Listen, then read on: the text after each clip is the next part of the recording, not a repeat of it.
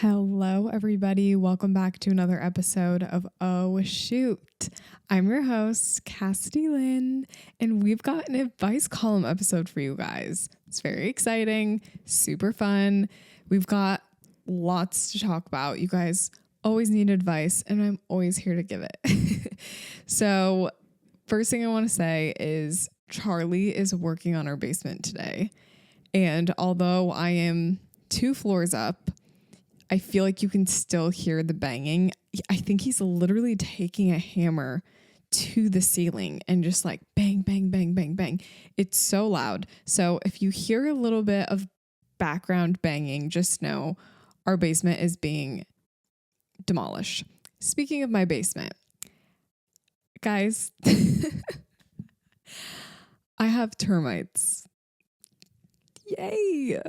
That's like a sentence I've never, ever wanted to say in my entire life.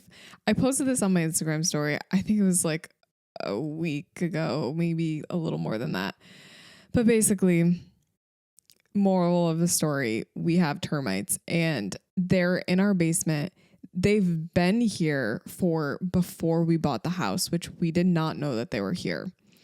Anyway, I discovered that we had them because I thought we just had like a bunch of ants in our kitchen, you know, like the ants that have like the wings.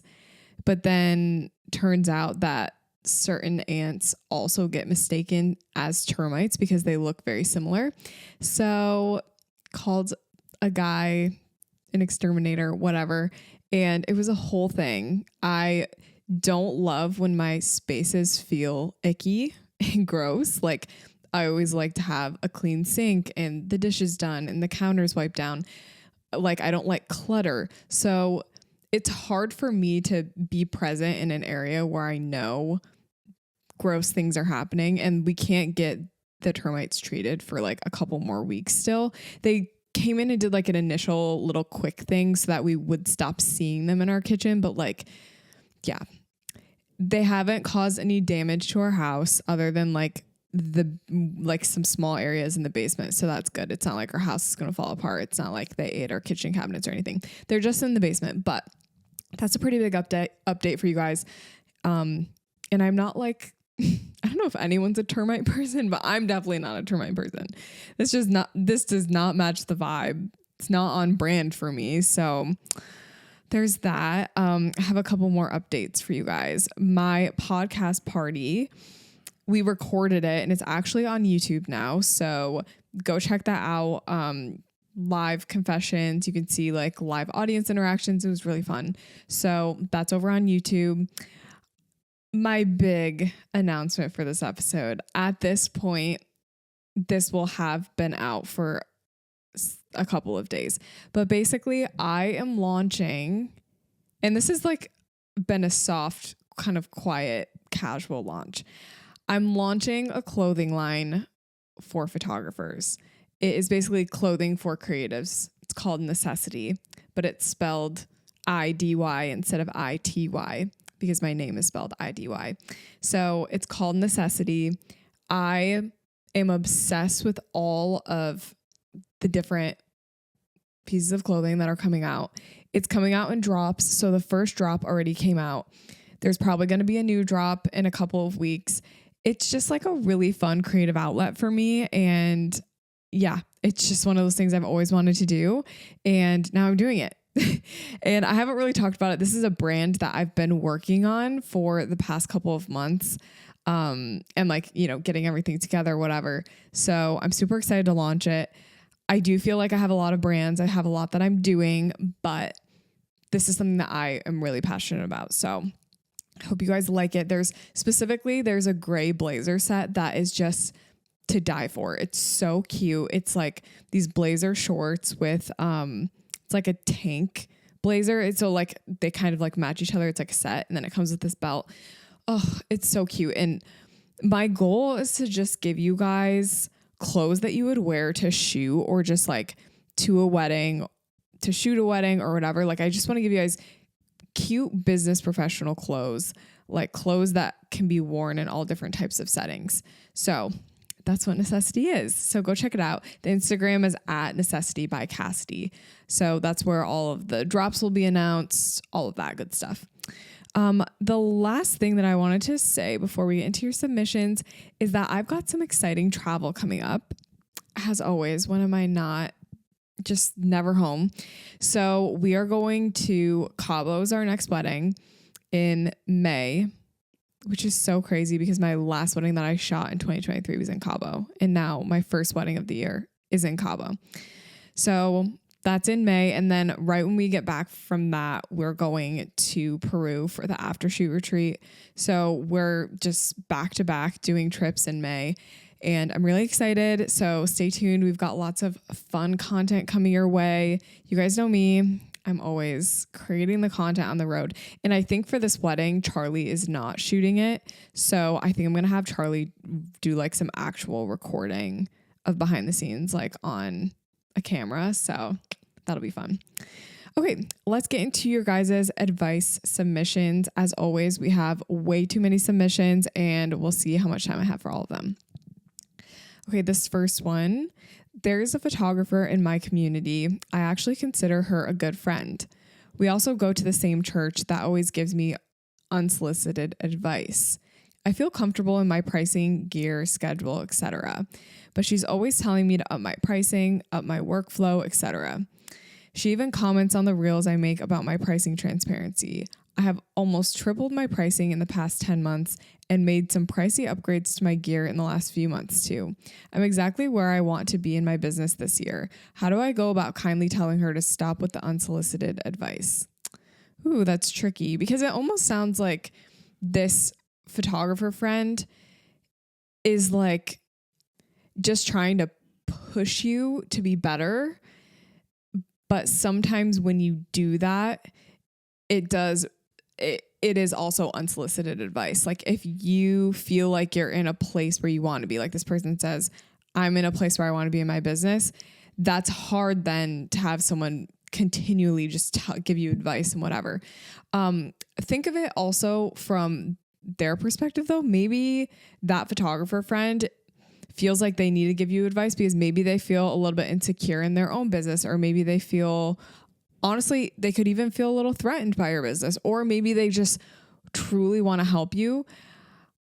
Personally, if this were me, I think I would have to wait for this person to give me unsolicited advice. So I would wait for them to comment on a reel or send me a DM or send me a message or do it in person, whatever. And just straight up like address it in a casual way, because ultimately I don't think that this person, it sounds like they're not trying to like harm you by doing this. It sounds like they really just want to help. So think about like, okay, what do you do when your mom tries to give you advice, but like you don't really want it? Like think about that type of thing, because I mean, it's still good advice, but sometimes it's not always at the right time. So just like be like, hey, thank you for the advice. I appreciate it. I'm really happy where my business is at right now. So I might not be raising my pricing, but I always appreciate your support as a friend. Heart emoji. Quick, simple, bada bing, bada boom. I think the bigger of a deal that you make it, the higher the chance of this person not being your friend anymore, period. You don't want to ruin a friendship over this because it doesn't sound like this person is necessarily a bad friend.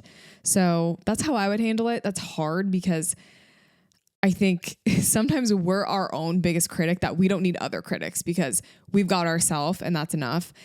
Honestly, that's how I feel about a lot of things. I think I'm my biggest critic. So I truly just need like support.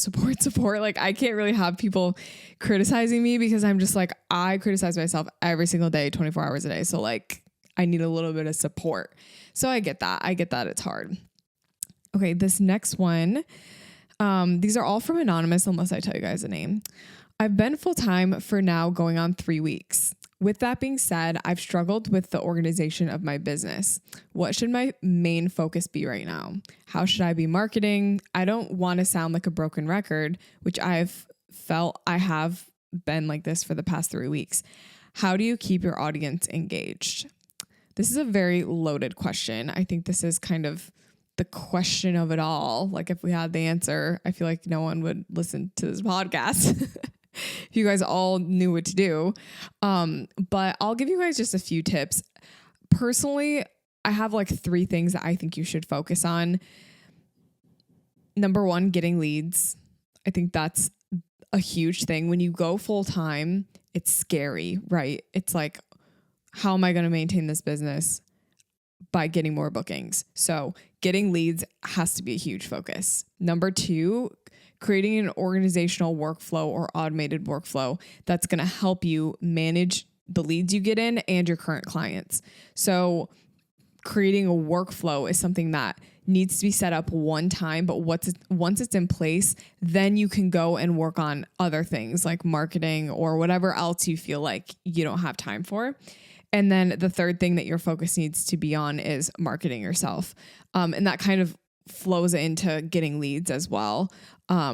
Marketing is a great way to get leads. Obviously, that's how you get leads. Specifically, I think if we're going to talk about like one area to focus in, I would say just focus on Instagram. That seems to be the reliable platform right now. It seems to be not getting banned like TikTok. So I would say focus on Instagram.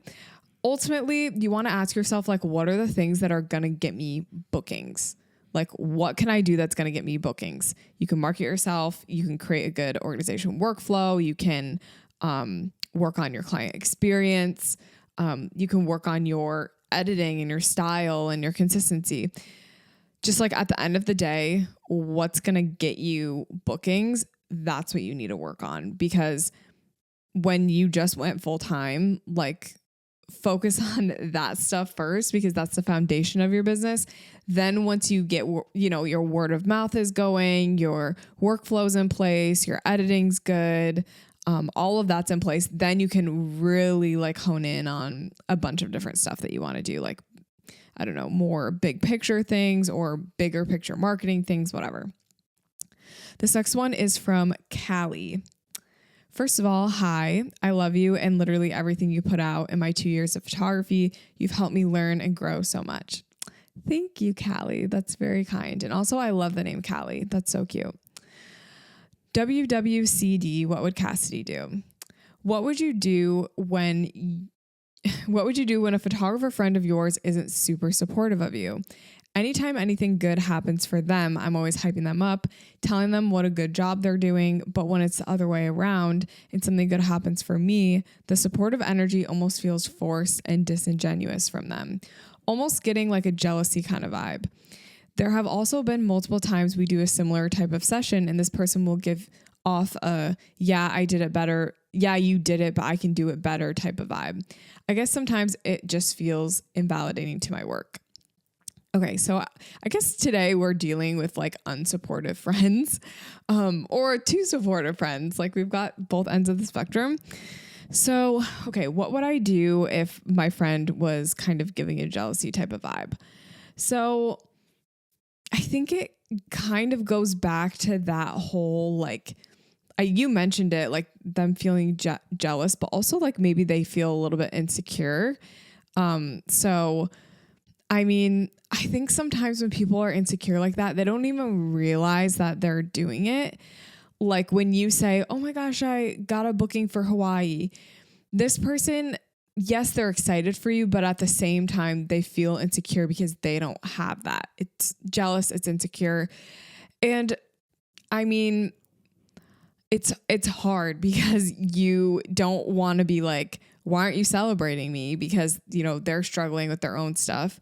But at the same time, it is like, why are you not celebrating this with me? So, I mean, do I think you need to kick this person out of your life? No.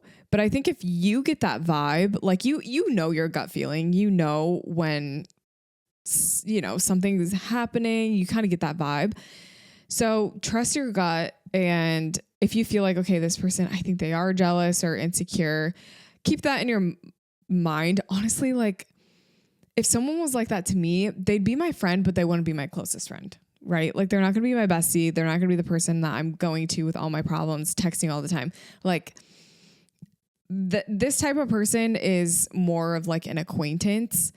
And it sounds like you guys just honestly don't vibe either. Like you are the type of person that likes to be hyped up. Like you do that for this person, but they don't hype you up. And maybe you just need some more people to hype you up in your life. I'm not saying cut them off, obviously, but I don't necessarily think you need to confront them, because I think it's just one of those things where it's like, that would be so awkward to be like, hey, why aren't you happy for me? Like, okay, that's weird. And like, I don't know. I mean, maybe you can bring it up if you're confrontational, but for me, I would just, not bring it up, and maybe just let them work on them for a little bit. Maybe distance yourself, but at the end of the day, like, they might end up being happy for you in like a year. Maybe their business develops a little bit more. They feel a little bit more confident. This person did say, I guess it just makes me feel invalidated, like in my work. And I do want you to know that, like, if someone's reacting to like good things that are happening to you in a negative way, that's like a reflection of them. It's not a reflection of you or your work at all. Like, if you're able to book something or do something exciting, good for you. Period. Okay, this next one's from Kat. I need advice on shooting in scenarios where shade isn't available and the sun be sunning, even during early golden hour. So it's funny that this is like something you need advice on, because I kind of really like when the sun is out and about. I think it adds really pretty colors to a photo. And personally, I think if you have a little bit of a softer edit, or just not a super intense edit, any type of lighting works. I think when you start to have a little bit more contrast in your edit's a bit more intense, that's when you start to struggle in, lighting scenarios where the sun is out and bright and you can't avoid it, because your edit starts to really show that it's really bold in shadows and stuff like that. So what do you do when the sun is sunning? Well, honestly, I just embrace it. If you chose to shoot during that time, embrace it. I would say use the lighting as a means of creativity for you, because it sounds like it makes you uncomfortable to shoot in scenarios where the sun is out, right? So allow it to stretch you. I think that's one thing. Number two, if you can, get your subject backlit. If you feel just really uncomfortable with the sun being out like that, there's usually, unless you're shooting right at noon, there's usually the sun is down at least a little bit. So you are going to be able to get that sun behind your subject in some way. So if you are more comfortable in shade, that's one thing you could do. It makes your subject evenly lit. But ultimately, I just want to challenge you to embrace the sun, maybe bring a flash with you, like have fun with it, truly, because I've started to discover in my years of doing photography that the sun is not something to be afraid of, that it actually adds really cool and unique elements to a photo. It makes it interesting. Whereas if you get rid of the sun altogether, I don't know. I just feel like the photo is a little bit more boring. Don't know. This next one is from Kenzie. What do you do about sessions with wild children? I recently shot a mini session that was supposed to be 15 minutes long, but ended up being 40 minutes because the children would not cooperate. They were like 5 to 7-year-old boys running around and grabbing the barbed wire fence, refusing to smile at the camera. Parents were just bribing them and telling them to smile at the camera, but not doing much. What do I do in this situation? Do I end the session on time and they just get what they got? This was also my neighbor's property that I was using, so I didn't want to be disrespectful of their property, and I didn't want children running all over the place. What would you do in this situation? I struggled to end on time because I fear not giving them a product that they're pleased with, but at the end of the day, it's not my fault that their children weren't cooperating. Okay. So this is one of the reasons I am very glad that I'm not a family photographer, because I do not have the patience for that.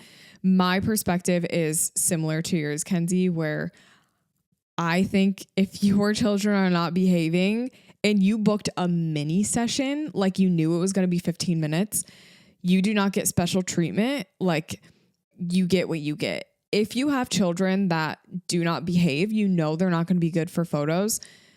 you need to book an hour-long session, right? So personally, if it was me, I was doing 15-minute slotted mini sessions.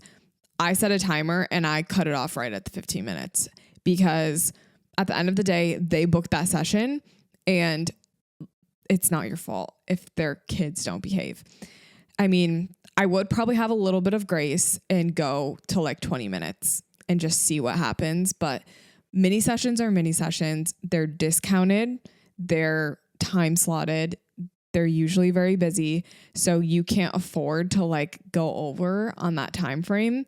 And it's not fair to the other people that book it as well. So, I mean, I do know people who don't put time frames on their sessions and they just shoot until they feel like they got what they needed. However, I think the time frame is a really good boundary if you do get clients that like to push buttons or push boundaries and you have clients that maybe aren't as respectful as others. That time limit is for you. Okay. The time that you set is basically to make sure that you have an out if you need to be like, we're done. I can't, like, we have everything we need, whatever. So you most definitely can extend it. But in my opinion, I probably wouldn't extend it much. And I don't necessarily think that photographers should be the ones who wrangle kids up and get them to pay attention and like all of that. Like you can try your best. You can like talk to them and try to get them to look at you. But at the end of the day, like if they're running around playing with barbed wire fences, first of all, they shouldn't be doing that because that's dangerous. Second of all, like there's nothing you can do about that. Like you're not going to go and chase them. I don't know. That's crazy. That's probably what I would do. How do you keep coming up with content ideas? I feel like I'm so burnt out on posting and coming up with ideas on what to post that is not only new and different, but also things that my audience wants to see. So I wrote down a couple of tips for you because I'm sure you're not the only one that struggles with this, especially as we're coming up on a season that's going to be busier and you're going to have more weddings and sessions and stuff to shoot. You're going to want to be able to create content and not feel like it's forced and not feel like you have no ideas. So number one, keep a running list of ideas. So key. Absolutely so key. If you have a good idea, write it down and keep a list because you might not be able to execute it right in that moment. But when you come to a time where you're like, okay, I have an hour free, I'm going to film a video. And then you're like, what do I film? That running list of ideas is going to be so key. And then write down your ideas whenever inspiration hits. So I don't know about you guys, but there are certain times in my week where inspiration for certain videos just hits me. And I don't even know how this happens. It's usually like randomly on a Sunday. Like for some reason, Sunday, I don't know if my body is like gearing up for Monday. It knows like, okay, tomorrow's Monday. And then we've got the whole week where I'm creating content. I don't know. I just know that on Sunday, I need to be paying attention to my thoughts because if I have a video idea, I write it down immediately. Don't make any content if it feels forced. Okay. So if you feel like your content is not something that inspires you, your audience is going to be able to tell. So don't force content. I'd rather you have more high quality pieces of content than a bunch of forced pieces of content. Make content that about things that you're passionate about. So essentially kind of the same concept.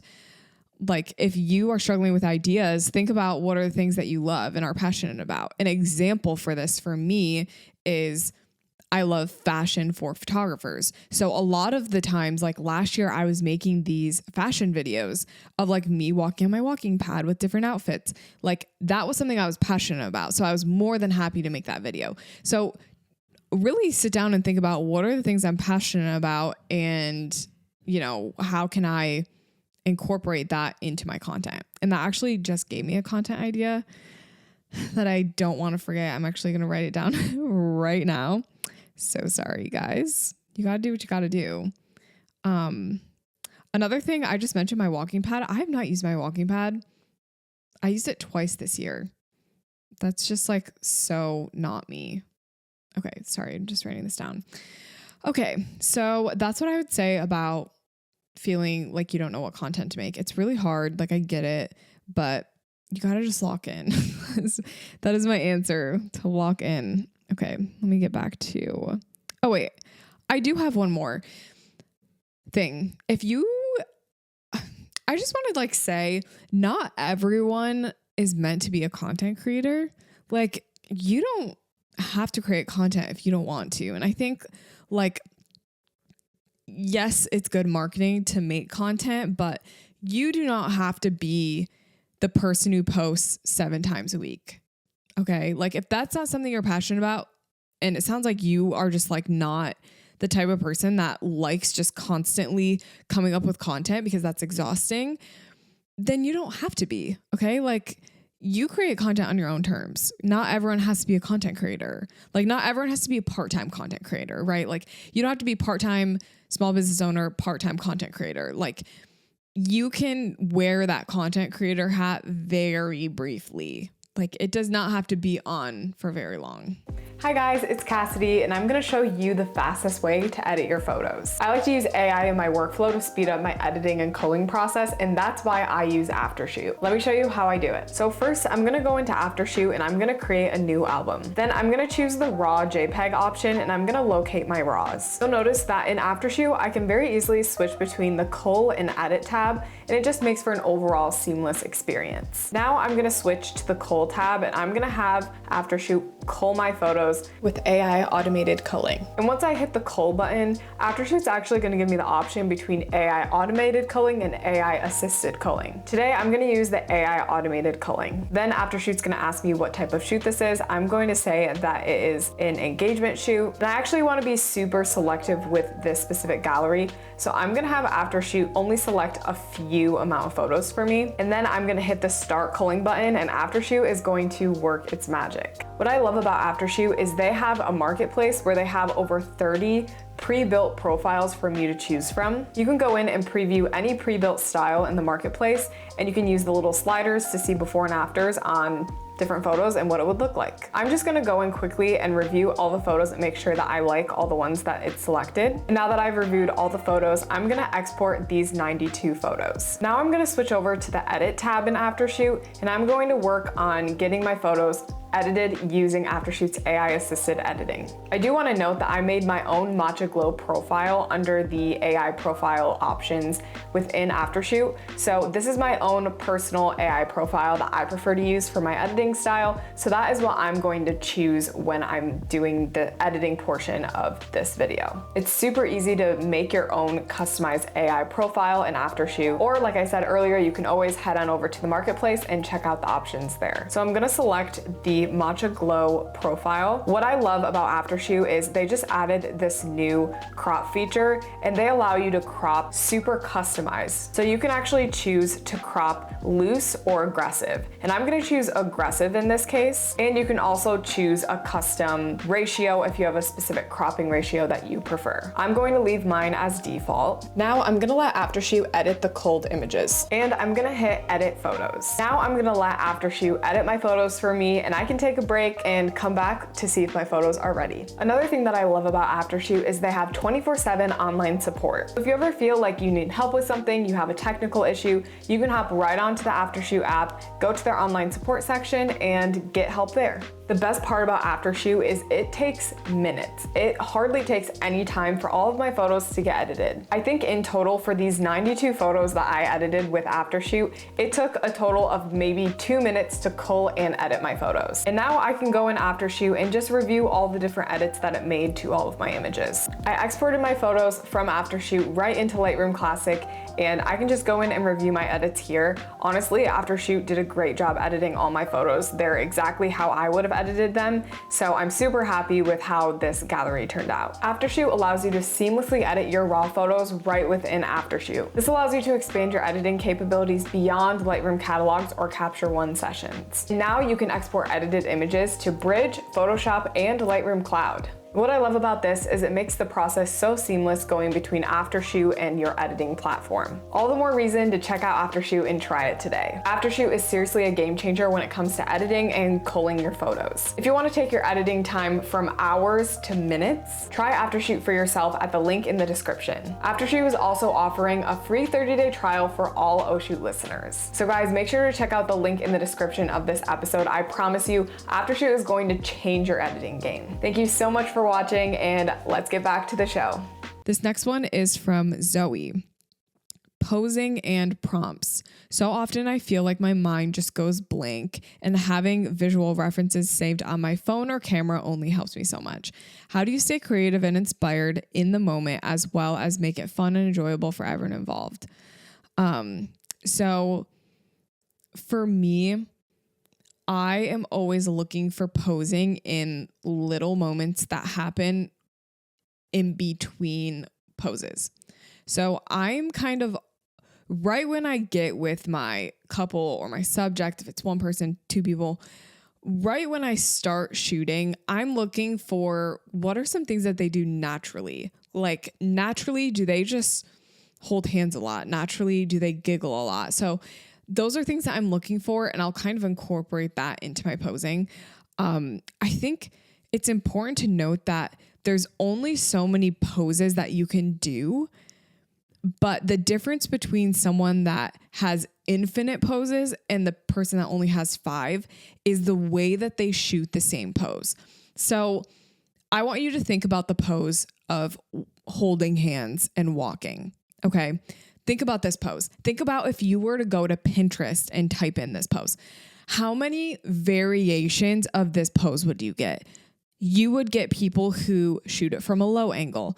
You would get people who shoot it with slow shutter. You would get people who shoot it backlit, side lit. You would have people who shoot it direct sun. You would have people who shoot it really wide. You would have people who shoot it on a really long lens. You would have people who shoot it with flash. You would have people who shoot it, oh goodness, running. Maybe like people who take this and then they have their partners like running, or they have them, they're holding hands, but then they start bumping their hands in and out, and then they start going in circles, and then they start like spinning each other. Think about that when you are posing. Think about what poses do I already know, and how can I add variation in what I'm doing, and how can I slightly vary the pose to make it completely different? So if you feel like your mind goes completely blank, think of a pose you've already done. Let's say it's a couple and you have them face each other and they have their arms around each other. Okay. Can we bring this pose and add variation to it? A variation would be a little dip back, and maybe you have like one partner kiss up and down their face. Maybe a variation of this is they're facing each other, arms around each other, but they're sitting, and now it's more of like a straddle situation. That's how you can add variation to it. And then can you vary how you shoot it as well? Can you switch your lens, do a different focal length, do a different aperture, do a different shutter, do a flash? Can you add a lens filter? Can you do a different angle? Okay. I just gave you guys like 100 different ways to shoot one pose. So I don't want to hear it. If you forget poses, I don't want to hear it. And I'm saying that, but literally I have a session tonight and I know, I know I'm going to forget poses because it's like a grad session, and I never really do grad sessions, but this was like someone that I did their photos a couple years ago. And I just was like, you know what, if you've been a past client of mine, sure, I'll do it. And I know I'm going to struggle because posing one person is so different. So yeah, anyway, this is going to be me tonight. This next one. Hi, I'm a huge fan of your podcast. I've learned almost everything from you. How can I get creamier and flattering skin tones with editing? Also, how do I achieve that consistently with different undertones and pigmentations of skin? Great question. My little tip for this is in the tone curve. So if you're in Lightroom, the tone curve section, it's going to be the linear curve. It's the curve that controls the lightness and darkness of the photo, not any of the RGB curves, not the parametric curve, which the parametric curve has sliders on the bottom of it, the linear curve with the points on it. Okay. You're going to make points in the middle of the tone curve. Like you're going to give it a little bit of space, And if you already have a point in the middle of the tone curve, just take that point and drag it up a little bit. So essentially what it's doing, the middle area of the photo is going to be the midtones, okay? And a lot of skin tones are going to fall in that midtone area. Depending on how you expose your photo, the midtones cover a lot of skin tones. So what you're going to do is you're going to take that middle dot on your linear curve and drag it up a little bit and just notice how it makes your subject's skin creamier. And essentially what you're doing is you're just adding lightness to the midtones of the photo. But in doing so, a lot of the times it creates like a creamy look on the skin, because with any pigmented skin, any type of skin, you're going to have areas of highlight and shadow, right? Like there are some areas of the skin that are always lighter and some areas that are always darker based on the contour of your face. So by dragging the midtones up, you're taking all the midtones in someone's face and making them brighter, therefore making the skin look creamier. Great question. I love, love, love your podcast. You do such an amazing job in all of your work. Thank you. I had a videographer tell the couple, quote, "We can be done with photos now. I know it's so boring," unquote. Mind you, this was after 10 minutes of shooting, which included the first look. I might be shooting another wedding with this videographer this year. And what's your best advice on how to handle it? By the way, I did ask the couple if they were done with photos, parentheses, I was not. And they said that they were fine, and I kept shooting for a couple more minutes. But the videographer just ruined it for me and kept stepping in front of me. I was so frustrated. I always get along with the videographers, and we normally have a blast. But this one was rushed and just not very friendly. Okay. So right here is... This is a situation where you can either handle it with grace or you could handle it with not so much grace. If it were me, I would, this is horrible. I would tell Charlie, hey, can you say something to that guy? Because I cannot stand when it's disrespectful like that.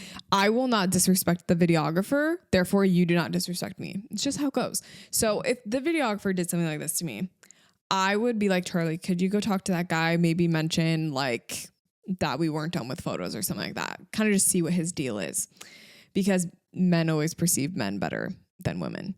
If you do not have a man to speak for you, I personally would...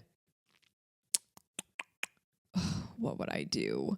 I mean, as long as your couple is aware, like, so maybe with this couple, the upcoming wedding that you might have with this videographer, just make the couple aware, like, we shoot for 30 minutes and like,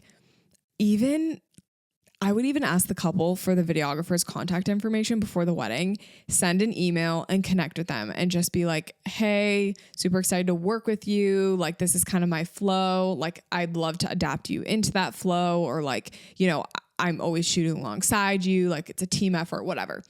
You know, just make the videographer feel respected, because this videographer, it sounds like they had shots they wanted to get, but like didn't get them yet. And for some reason felt like they had to like bring you down as a result of it. So I don't think you necessarily were being boring with it. Like, I don't think that was a you problem. I think that was literally just the videographer being like, I want time to shoot. So if you are able to address the videographer beforehand and just be like, hey, when we do portraits, I'm going to take a couple minutes and then you can take a couple minutes and we can go back and forth, or like I'll do 30 minutes and then you do 30 minutes, whatever. So I would just like address the issue first and like put it out there. So then in front of the couple, things are not being said that are disrespectful. That's what I would do. This next one's from Haley. Hi, Cassidy. At what point in my business should I register as an LLC? Could you talk a little bit about preparing for taxes throughout the year as a business owner? I'm new to the legal side of things, and I want to make sure I'm doing it right. Thank you so much. So, I mean, you should technically register as an LLC whenever you start like actually making money from your business. It's up to you when you want that to be. Every state has different requirements. Like, you can literally go look up like, how much money do I need to make in Michigan in order to register for an LLC, and it'll tell you. So look that up, figure out what the minimum is. If you're making more than that, definitely register. When you're preparing for taxes, basically any money you get in from a client, you want to save at least 30% of it. If you're just starting out, that 30% is going to be like golden. You're going to have money left over, and then you'll get like a little bonus when you get your taxes back. You'll figure out, oh, I have like a bunch of leftover money that I saved. Didn't need. Perfect. I get a bonus. So you'll want to just save a percentage of all the money that flows into your business. As far as like taxes actually go, definitely find an accountant that works with small businesses, LLCs, etc. They can help you do your taxes. You do have to file quarterly taxes every quarter, just based on your estimated income. You send in money every quarter. And those are kind of funny because after you pay those, you do your annual return and you figure out, did you pay enough or did you not pay enough? And then you either owe or you get a refund. So it's weird, but your accountant can definitely help you out with something like that. First step would be get an accountant, register as an LLC, get an accountant, and then they can help you with paying taxes and all of that. Next is from Josie. Josie asks, should I use a Lightroom or Lightroom Classic? I've been using Lightroom for years and it's just so easy for me to use, but I know most photographers use the classic version. So use whatever you're comfortable with, truly. Classic only works on desktop, so like a laptop or computer. And that's why a lot of photographers will use that because it's like designed for your computer. However, if you're the type of person that loves to edit on an iPad or iPhone, absolutely use regular Lightroom. Do whatever feels comfortable for you. However, there are some capabilities within Lightroom Classic that you cannot do on the regular Lightroom. For example, I think copying and pasting like masks is hard. So things like that. But maybe give it a try, see if you like it. But at the end of the day, I don't think it matters that much. Okay. How much to charge, or sorry, I'm literally putting words into this person's mouth. How to charge for travel without feeling guilty. I've had people ask me to shoot their weddings for the price of the travel and add it to my travel itinerary for the year. Like, excuse me, that's outrageous to ask. Hard no. You don't ask Amazon to just pay the price of shipping and get the product for free. Yeah, that's very valid. So, I mean, I always feel guilty when I price for travel because I'm like, this is so expensive. Like, I'm like, I have to add on $1,500 to your package because my flight, I have to get there. I have to get a hotel. I have to rent a car, this, that, whatever. So it adds up and I feel bad sending that over to someone, but that's the price they pay for booking someone out of state, out of country, whatever. If someone likes your work enough, they're willing to pay that. Like if you are the person they want to shoot their wedding, their session, they will get you there no matter the cost. However, it still doesn't help when you send someone your pricing and then they counter with a really outrageous offer, or they literally just are like, no, that's too expensive. I actually had someone this year reach out to me and offer to pay all my expenses for a 2-week trip. But over the 2 weeks, I'd have to shoot like their wedding, like like something that happened before that, and then like the entire honeymoon. I basically would just be like a hired photographer for the entire thing. And the comp would be they would just pay for like the vacation of it. And I said no because I just thought it was kind of crazy that like you can't, like that used to be such a thing. Like I feel like back in the day, people used to do that a lot, but now I don't think it's as popular because people are realizing it's a little toxic and it adds like unrealistic expectations to the industry. Because clients will be like, hey, can you shoot my Bali wedding for free and I'll just get you there? And there are some photographers that would say yes and others that would say no. And I just think it adds like a weird dynamic to the industry. So I think at the end of the day, you just really have to feel confident in your travel pricing and in your work. So if there's something that you really want to shoot and you're like, I need to be there, maybe you do discount your travel a little bit so that you don't feel as guilty. Or maybe the person comes back to you and they're like, hey, that's a little too expensive. And then you discount it. Or you just, you're just like, it is what it is. This is what it's going to cost me for it to be profitable. Because at the end of the day, you could be shooting a local wedding or a local session and you wouldn't have to like leave the state or leave the country, and it would probably be more profitable for you and you'd have more time at the end of the day. So I don't know. It's hard. This next one's from Bella. I'm having a hard time finding my place in the photography world. I'd love some advice on what are some of the things that kept you motivated along your journey. Oh, Bella, aren't we all looking for our space in this photography world? We really are. I'm still looking for it. I don't know what the heck I'm doing. Okay, so this kind of goes back to like the content creation thing. Whatever you are feeling passionate about, gravitate towards that. Whatever pieces of your personality you feel like are your strong suits, use that as leverage in the photography world. So, for example, for me, I have always felt drawn to like couples, weddings. So that's always what I've shot. That's been kind of my place. And then I've always really loved the social media side of things and just like making lighthearted content and like, I don't know, like a little bit more of the personal side of things, just like sharing my personal life. So that's kind of created a little space for me as well. I think everyone has a space in the photography world, but it just comes down to how are you going to use your space? Like what do you want to talk about? What do you want to use as your platform? What do you want to shoot? How do you want to edit? What do you want to shoot on? And I think you just have to take it one step at a time because it's very overwhelming. So like one step at a time. What lenses do you want to shoot on? What is your brand? What are your brand colors, your logo? What emotions do you want to capture in your work? Think about stuff like that. And then slowly it's going to turn into just like you. Like your business is a compilation of you, little bits and pieces of how you capture things, how you view the world. Like it's all you. So your space is what you make it. And I think you currently have a place in the photography world. You just need to like figure out who you are first.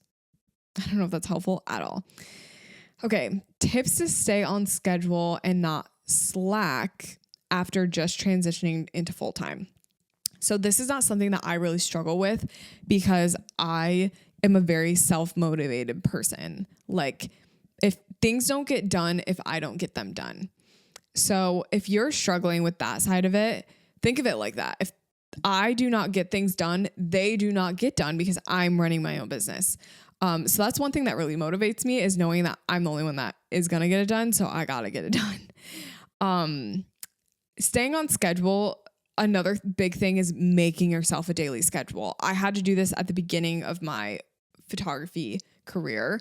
I really had to schedule myself time for every single little thing because I could not handle it. I had to put my phone in another room, put it on Do Not Disturb, and I would set a timer for 30 minutes and get my work done. And then I would grab my phone for 5 minutes and then I'd come back for 30 minutes. So that's another thing that's really going to help you stay on schedule. It's hard, but just remember, like, the only person that's going to get these things done is you. So stay on track, write out a schedule, even if it feels against your character to do so. The people that like are the most free flowing, I feel like sometimes do need a schedule. So write it down. Okay. We've got one last question here. I feel like you guys have had a lot of good advice submissions so far. Okay. This one is about scheduling / overbooking / pricing. In your common mistakes episode, you talked about overbooking and how it should be avoided. What's your advice for how a portrait photographer, family, senior, couples, maternity should and could structure their schedule.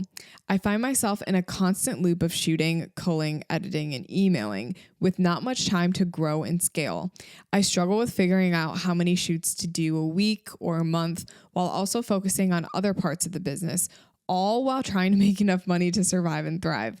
Honestly, I'm so curious of what other photographers' work days look like and how they structure their weeks. Do you have certain days dedicated to editing, certain days for content creation? Does it change every week depending on your tasks/mood? How far do you book out? Do you work on the weekends? Okay, wow, this is a lot. Do you grocery shop and do chores during the week? Just a recent full-time photographer here trying to figure out this lifestyle. Love you in the pod. Okay, that's a loaded question.